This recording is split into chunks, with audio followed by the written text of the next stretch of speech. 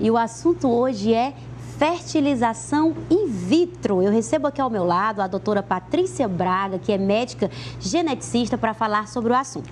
Recentemente, a atriz Mariana Rios divulgou nas redes sociais que desejava ficar grávida, mas havia uma incompatibilidade genética entre ela e o seu parceiro. Após muitas tentativas, decidiram então usar esse método, que é a fertilização in vitro, e agora ela está gravidinha, esperando o seu bebê.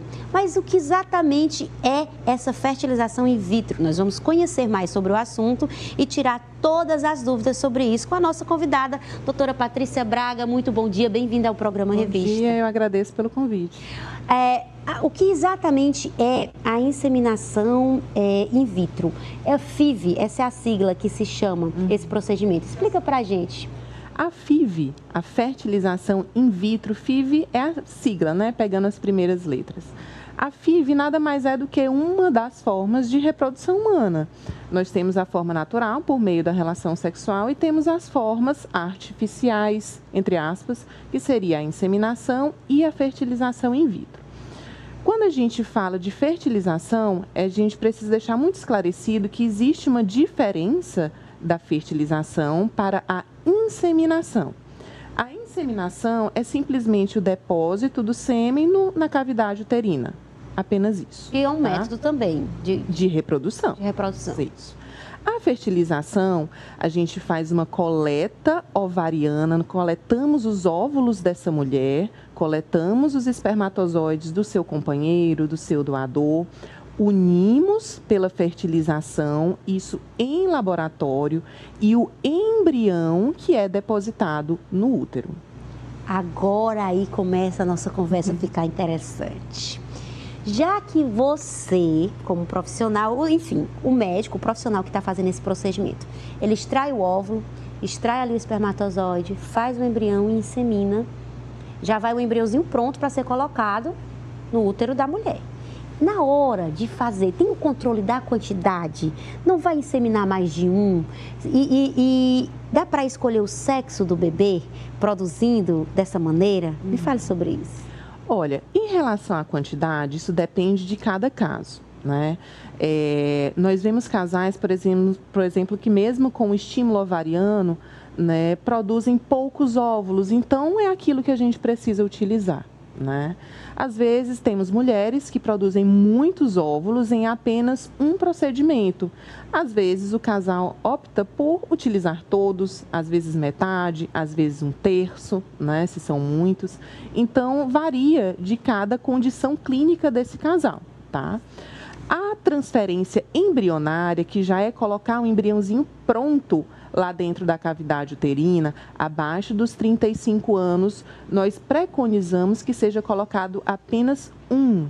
Acima dos 35, nós estamos autorizados a colocar 2, acima dos 40, 2 ou mais. Tá certo? Então, o que não quer dizer que vai ser só um bebê, porque esse embrião, ele pode, de repente, multiplicar, ou eu estou errada? Pode sim. Mesmo um embrião colocado, ele pode se dividir em 2, formando gêmeos univitelinos. Tá. E no caso, quando a idade já está mais avançada, existe aí um protocolo, pelo que eu estou entendendo, onde o profissional, dependendo da idade, tem a quantidade que ele pode colocar.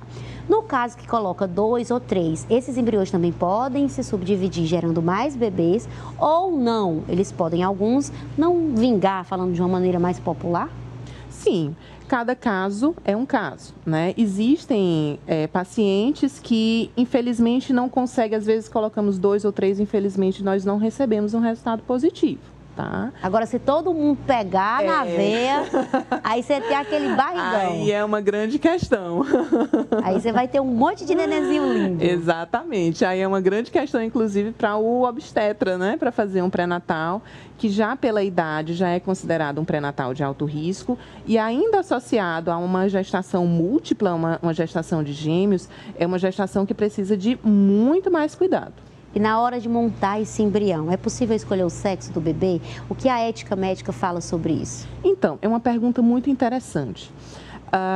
Muitas pessoas têm, né, o desejo, e acho que inclusive isso é natural do ser humano, ter o desejo de ter um filho, e às vezes a gente às vezes até escolhe nomes para um menino, para uma menina, e isso é muito natural que aconteça esse sentimento humano. Quando a gente fala de fertilização in vitro, nós não podemos, não é autorizado fazer essa escolha de forma aleatória, certo? Eu desejo porque eu quero engravidar de uma menina, simplesmente por uma escolha aleatória. Não é possível, tá? Mas nós temos uma pequena brecha no Código de Ética Médica em que, quando nós estamos tratando de doenças genéticas ligadas ao sexo, nós podemos sim fazer a escolha do sexo embrionário. Por exemplo, alguma doença genética ligada ao sexo masculino. Prefere-se, então, por fazer uma escolha de embriões do sexo feminino, não no intuito de uma escolha aleatória, mas para evitar uma doença. Então, é possível o profissional determinar o sexo do bebê ali na hora de estar produzindo o embrião. E características físicas, como a cor dos olhos, como a cor da pele, é possível? Eu estou fazendo essas perguntas porque eu imagino que é curioso e é importante a gente entender como isso funciona. É possível e é ético também fazer isso? Existem essas questões? É uma ótima pergunta, né? Porque existe um grande mito em relação às pessoas dessa, vamos botar entre aspas, essa fabricação desse embrião. Como que é feito isso? Essas questões estéticas, né, cor do olho, textura do cabelo, cor da pele, elas não são possíveis de serem escolhidas, certo? Não é possível nós encontrarmos o embrião, saber que ele vai ter os olhos azuis, saber que ele vai ter os olhos verdes, até porque para que essas características se manifestem, existe uma associação de genes, uma associação de fatores que determinam essas características físicas. Então não dá para fazer um bebê reborn com os olhos verdes, e é claro que a gente faz essa pergunta porque realmente é uma dúvida, é importante esclarecer e também entender até que ponto isso pode acontecer de maneira intencional, a escolha do sexo, por exemplo, era uma dúvida minha. Mas para encerrar a nossa conversa, o caso da Mariana Rios, ela falou sobre uma incompatibilidade genética, o que impedia, já para encerrar a nossa conversa, essa gravidez de maneira natural, podendo assim se falar. O que é essa incompatibilidade genética? O que podem ser incompatibilidades genéticas? Olha só, falando de forma biológica, deixo muito claro, não estou falando de forma social, nem de forma sentimental, nada disso. Falando de forma biológica, é necessário que exista um componente materno, dito mãe, né, e um componente paterno. Então, o DNA, a nossa genética, ela é sempre composta por duas pessoas anteriores a nós, né? Então, essa carga genética, ela sempre vem somada. Soma-se a carga materna, consoma-se a carga paterna. Essa dita incompatibilidade é quando a somatória dessa carga paterna, a somatória dessa carga materna, não é capaz de gerar um embrião que seja ou viável, né, ao desenvolvimento dessa gestação, às vezes até um embrião que futuramente possa desenvolver alguma doença genética. Tá? Então, isso popularmente nós chamamos de incompatibilidade genética. Olha só, que conversa maravilhosa e esclarecedora. Muito obrigada, doutora Patrícia, pela sua participação no nosso programa. Eu que agradeço, estou sempre à disposição.